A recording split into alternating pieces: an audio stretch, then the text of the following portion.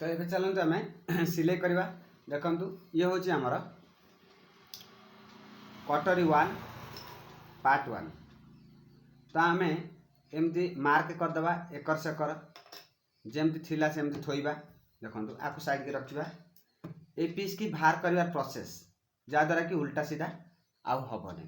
तो केमी आम कौन करवा तो देखु ये को धरी ये दुईटा पीस केमती धरवे ये पीस रु गोटे को एमती बाहर करेंगे है एमती खोलीदेले कारण कपड़ा हूँ आमर उल्टा पटे कटिंग हो सीधा पटे कटिंग ना उल्टा कर मार्क करदे तो आमर उल्टा साइड रे एटा पड़ो। तो एमती खोलिए गोटे कर है खोलिकी एमती एमती करदे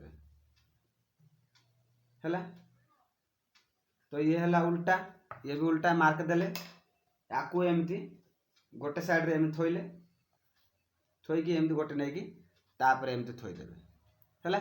तो यार अपोजिट अपोजिट एमती भाव में थोइकी बाहर करेंगे ना ना उल्टा पल्टा हो। तो देखो एमती जब बुलाए तार अपोजिट अपोजिट आसी जाऊँगी है। तो ये देखो पूरा ठीक ठाक। तो ये रखी सारापर तापर गोटे को साइड को एमती रखिए आ गोटे सिलाई आरंभ करेंगे सब दी दुईटा पार्ट्स को रेडी करिकी तापर सिलाई आरंभ करंतु।